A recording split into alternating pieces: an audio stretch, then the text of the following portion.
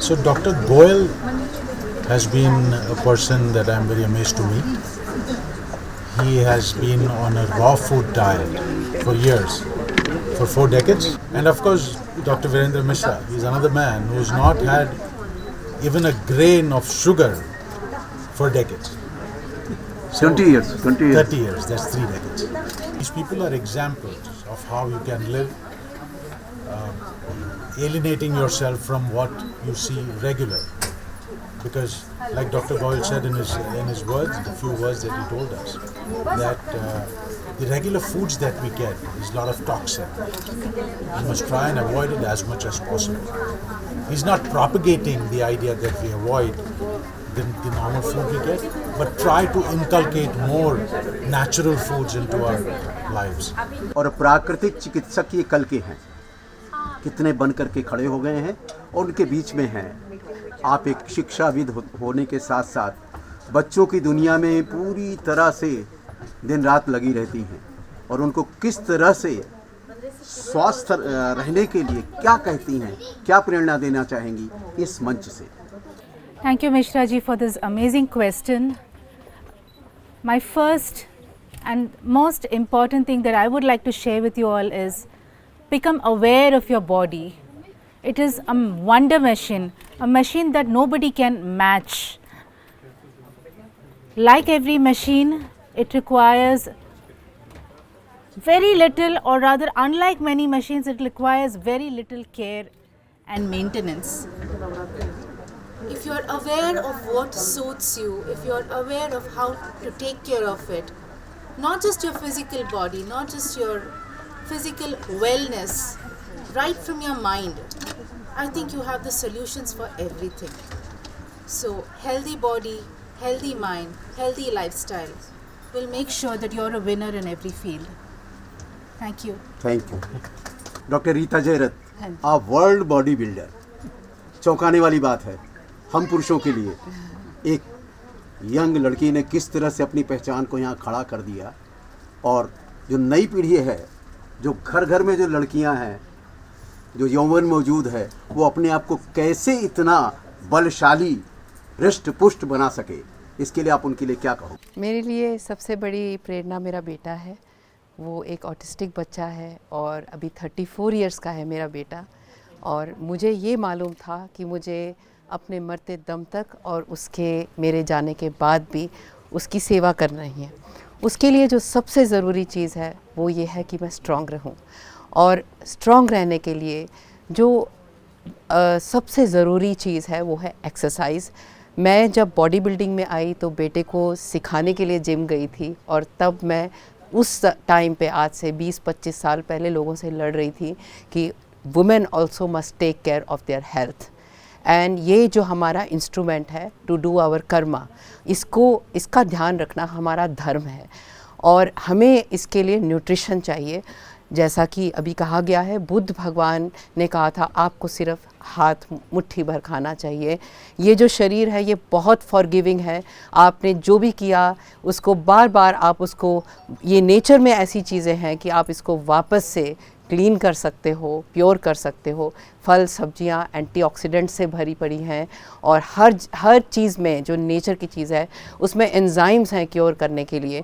और आप चाहे किसी भी स्पोर्ट्स से जुड़े हो, चाहे मेंटल हेल्थ अवेयरनेस से जुड़े हो, किसी भी चीज़ से जुड़े हो, योगा और ध्यान सबसे ज़रूरी है। वो आपको एकदम एब्सोल्यूट सीमा तक पहुंचा सकता है, और ये जो इंस्टीट्यूट है वो ये काम कर रहा है, इससे बड़ा नोबल काम कोई भी नहीं है। गोयल साहब, प्राकृतिक चिकित्सा को अगर जानना है तो हमारे गोयल साहब की नज़रों में झांकना होगा, गोयल साहब की तरफ से देखना होगा, गोयल साहब को निहारना होगा। गोयल साहब, बीते 36 वर्षों से आपने पका हुआ भोजन भी नहीं किया, कच्चे भोजन पर आप पूरा विश्वास और संकल्प है आपका। तो क्या ये संकल्प साधना है और क्या ये शक्ति है? बिना पका भोजन तो बेस है सब कुछ, और आज के दिन हर इंसान को कम से कम अपना भोजन सही रखना चाहिए। और इसमें चिंता करने की जरूरत नहीं। इसमें जब आप स्वाद ग्रहण करोगे नेचुरल, तो आपको जो है ना, जो अब तक खाते थे वो ऐसा लगेगा जैसे हमने अब तक तो कबाड़ा ही खाया। यानी एक बात और कहते हैं आप, शब्द कि इस वक्त आपकी जैसे उम्र कितनी है? लगभग 75 ईयर। 75 वर्ष का व्यक्ति बीते 40 वर्षों से लगभग 36 साल बीत चुके हैं। हाँ जी। पका हुआ अन्न नहीं खाया। अब ये मंत्र ले लिया जाए कि पके हुए अन्न से बचें, कच्चा फल, कच्चा अनाज और इसका सेवन करें। हाँ। तो हम स्वस्थ रहें। आनंद आएगा, आप ये कहेंगे कि हमने पहले क्यों नहीं पता लगा ये। बहुत बढ़िया, thank you. International foundation of natural health and yoga 1977 में स्थापित हुआ। डॉक्टर हीरालाल जी, डॉक्टर महाशय जी, डॉक्टर NS अधिकारी, ये फाउंडर मेंबर्स थे हमारे, जिनका एक ही उद्देश्य था कि घर घर में एक डॉक्टर हो, एक प्राकृतिक चिकित्सक हो। वो चिकित्सक हो जो दवाइयाँ सिर्फ अपनी किचन में ही ढूंढ ले सारी टाइम।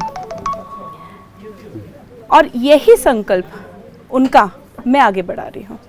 मैं जानती हूँ आज हर घर में बहुत पॉपुलैरिटी हो गई बहुत चीज़ों की, पर ये जो संस्था है, ये संस्था की जो नींव है, जो रूट्स हैं, वो अभी भी कायम है। और ये संस्था आगे और प्राकृतिक चिकित्सक लोग देंगी और ये अवेयरनेस हर जगह में प्रचार करेगी। ये प्राकृतिक चिकित्सा दिवस मैं तो ये कहूँगी कि पूरी दिल्ली क्या पूरी इंडिया को ही मनाना चाहिए।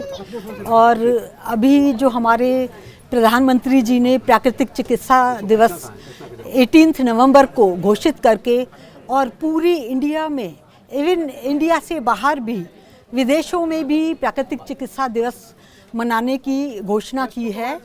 और ये बहुत ही अच्छा है कि 18 नवंबर को प्रधानमंत्री जी ने जो प्राकृतिक चिकित्सा दिवस मनाने की घोषणा की, उससे बहुत प्रेरित हुए हैं। जिनको ये पता नहीं था कि ये होती क्या है, कई जगह पे ये पता भी नहीं था कि इससे होता क्या है, ये कैसी होती है। पर ये घोषणा होने पर कि प्राकृतिक चिकित्सा दिवस मनाना चाहिए, इस दिवस के नाम से बच्चे क्योंकि उनको गवर्नमेंट की छुट्टी भी मिल जाती है, तो उनको पता लगता है कि ये इसके महत्व क्या है। और प्राकृतिक चिकित्सा दिवस मनाने से हम सभी को पता है कि हम प्राकृतिक की जो 5 तत्व हैं उनसे जुड़ते हैं। हमारे शरीर में 5 तत्व हैं, उसी तरह प्रकृति में भी 5 तत्व हैं। तो ये दिवस मनाने से हमें बाहर और भीतरी उन सब का ज्ञान मिलता है और अपने को स्वस्थ रख सकते हैं और स्वस्थ रह सकते हैं। स्वस्थ रख के हम पूरे भारत को स्वस्थ रख सकते हैं। आप नई पीढ़ी को लेकर के निरंतर आगे बढ़ रहे हैं और प्राकृतिक चिकित्सा के प्रचार प्रसार में आपका संकल्प और आपकी साधना दिखाई पड़ती है, आज के समारोह में देखने को मिला। आप क्या कहेंगे? जो नेचुरोपैथी है हमारे, ये जैसे हमने पहले भी बताया कि भाई 1977 से हमारा ये चल रहा है और नेचुरोपैथी तो सेंचुरी पुरानी है।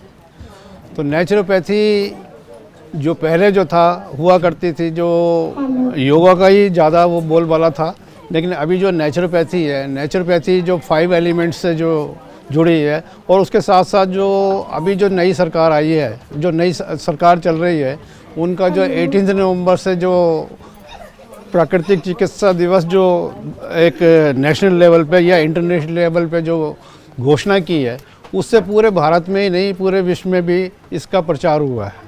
आज इस प्राकृतिक चिकित्सा दिवस पर आप किस संकल्प के साथ अपनी नई पीढ़ी को लेकर के आगे बढ़ना चाहोगे?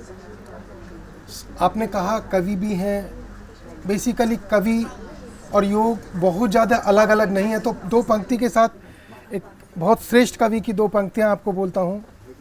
हमें, आपने कहा क्या प्रेरणा देनी है हमें अपने आगे आने वाले बच्चों को, अपने यूथ को, कि ताप से जलना न सीखें। इस प्रकृति में बहुत कुछ मिलेगा, इस संसार में बहुत कुछ मिलेगा। कि ताप से जलना न सीखें, दीप से मुस्कान सीखें। कि ताप से जलना न सीखें, दीप से मुस्कान सीखें। सूर्य से ढलना न सीखें, सूर्य से उत्थान सीखें। और देखना है हम स्वयं इस चित्र में अंकित कहाँ हैं। देखना है हम स्वयं इस चित्र में अंकित कहाँ हैं। राह चलना ही न सीखें, राह का निर्माण सीखें, राह का निर्माण सीखें। मैं इस इंस्टीट्यूट से लगभग 20 इयर्स पहले से जुड़ी हुई हूँ और मेरा ऐसा मानना है कि प्राकृतिक चिकित्सा it's really a boon to everyone. और इसको कम से कम स्कूल के ही करिकुलम में हमारे जो आजकल के बच्चे हैं उन तक ही पहुंचा देना चाहिए। क्योंकि आजकल की जो हमारी यूथ है वो उनका खाना पीना लाइफस्टाइल बहुत डिफरेंट हो चुका है, जिसकी वजह से वो उनको छोटेपन में ही इतनी बीमारियां हो रही हैं। तो उस बीमारियों से कैसे बचा जाए, अगर उनको ये नॉलेज होगी तो उनके जीवन में भी बदलाव आएगा। और ये प्राकृतिक चिकित्सा इस बिल्कुल किसी इसकी कोई कॉस्ट नहीं है, ये आप घर में कर सकते हैं आराम से। इसका मुझे पर्सनल एक्सपीरियंस है कि मैंने अपनी कई चीज़ों को इससे ठीक किया है। और इस इंस्टीट्यूट ने डॉक्टर NS अधिकारी जी से जो मैंने ज्ञान प्राप्त किया और उस ज्ञान को मैं हर घर तक पहुंचाना चाहती हूँ। ये मैंने प्रण लिया हुआ है कि मैं इस इंस्टीट्यूट से जब तक जिंदा हूँ तब तक जुड़ी रहूँगी। बहुत बहुत थैंक यू।